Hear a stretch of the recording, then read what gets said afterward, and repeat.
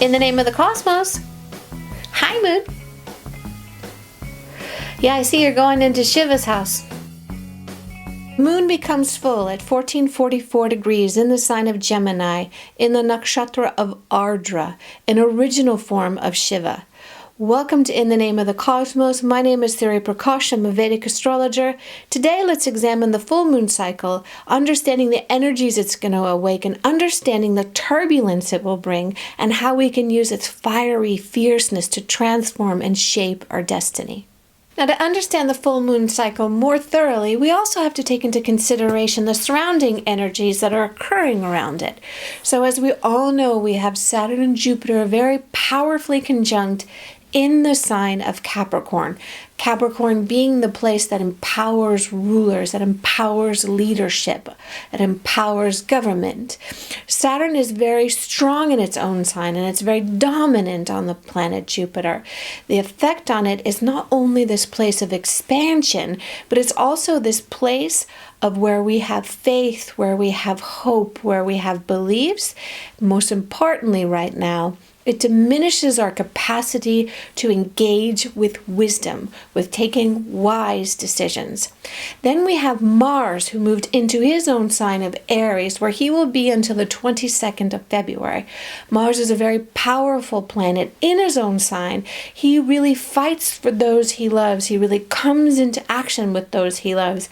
But he also falls in line because he's the soldier and comes under the commander-in-chief, right? So this is something that we also have to consider with the transit of Mars into his sign of Aries. Then in opposition to the moon, we have the Sun and Mercury in the sign of Sagittarius. Now the Sun is normally very powerful in the sign of Sagittarius, but here the ruler of Sagittarius, Jupiter, who's depositing the energy into the Sun and to Mercury, his energy is very much dampened due to the oppression and the pressure that he's receiving from Jupiter, right? So the moon is reflecting the qualities of the Sun, our ability to have self-authority, self-leadership, have feeling empowered and engaged. It's reflecting this energy from Mercury, our logical and intellectual thinking.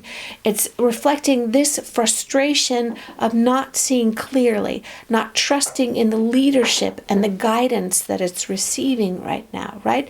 The moon's nakshatra that it's traveling under is Rahu, the north node of the moon, right? So this is the one that governs Ardra nakshatra, this place of the original form of Shiva, this place where Shiva or the Rudra is howling into the universe, the frustration it feels, right? It's this place of the galactic plane, this place that's known to trigger changes.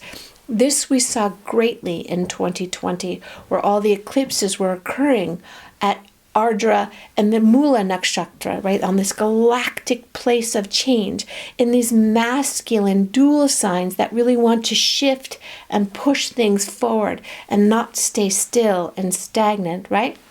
Rahu, who's governing it, is transiting into the sign of Taurus, and it's considered to be exalted here.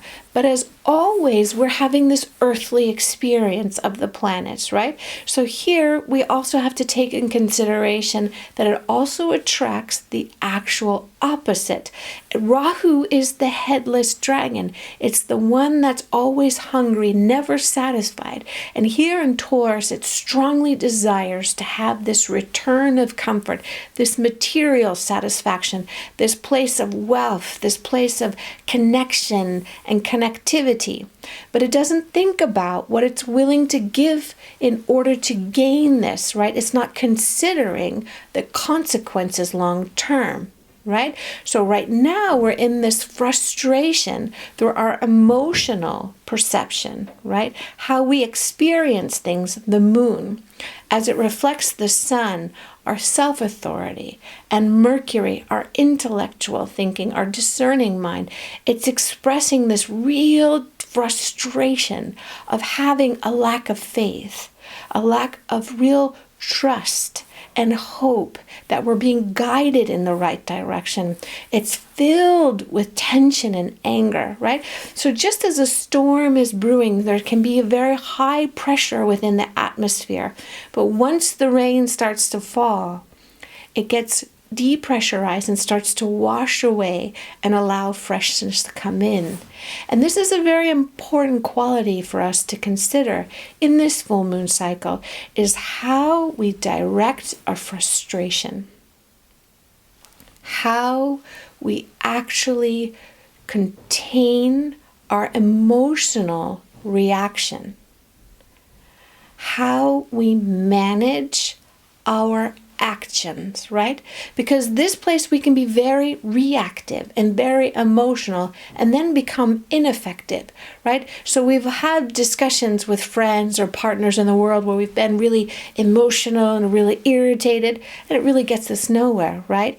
But when we have a passion and we have a strong belief, right, that we're communicating clearly from our self-authority, and we bring the totality of us, and then we direct the communication and regulate the communication with our active intellect, then we're effective, right? So we need to really watch how we're not just brimming over and feeling frustrated and then making very poor decisions, right? This is very important in this time for us, is that we're not allowing our emotions to spill out and just be destructive.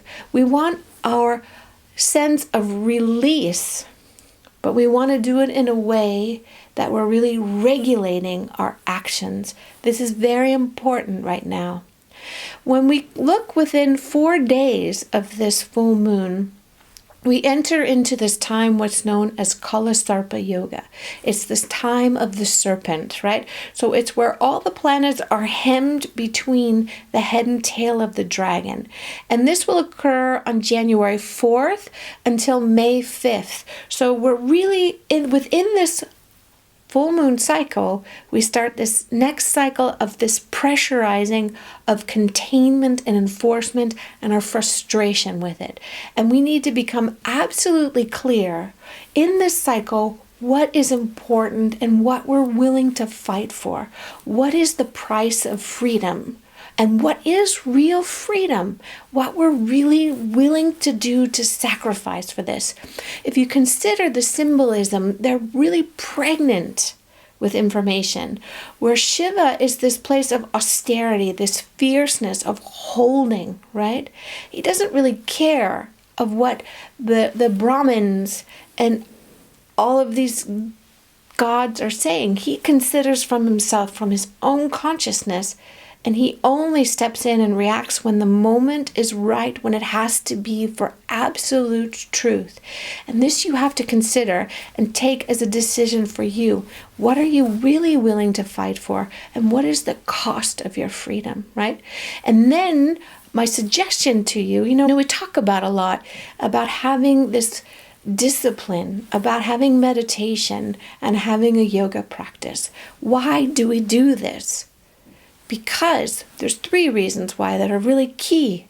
One is to relate to something that's greater than you, to recognize that you are not the doer. This is one thing.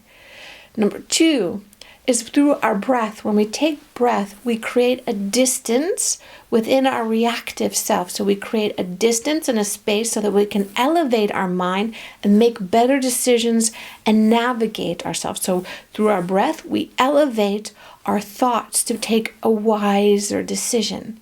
And then through our yoga practice, not just meditation, but through our yoga practice, where we push ourselves, we build our nervous system so that we can gain the momentum that helps us with our trajectory of where we want to go. Because if we don't challenge our nervous system and work it out, we can't hold the power and direct our car and drive our car. So you got to ask yourself in this period, who is in charge in this moment? Who is in charge of you? Is it someone outside of you? Is it your small self? Or is it your sovereign self? This is important. Engage with your breath. Create the distance if you're feeling frustrated, because for many people right now, it feels like it's just too much. It's too much. And the world is still in the state of collapse. We're still in this place of being ground down. Humanity is going to be ground down through spring. This is just how it has to play out. But that doesn't mean that we're powerless. We can still engage and still defend and still stand for what is right, because there's a lot of light coming through, but we're still in this very heavy period. I wish you a lot of love and a lot of luck during this full moon cycle. Feel yourself empowered. Feel yourself being awakened. Feel yourself being sovereign and strong. Do what's right for you and start to direct your destiny and see where you want to go. Don't recognize yourself as an island, but see yourself as the ocean, connected with all beings. I thank you very much for joining me in my video today. May you be blessed. May you find courage. May you find peace. May you connect with your truth and communicate it clearly. I look forward to seeing you in my next video. Thank you to all my new subscribers. Please comment below what you would like to learn about and what you'd like to know in 2021. And I look forward to see you in the new year. Satinam.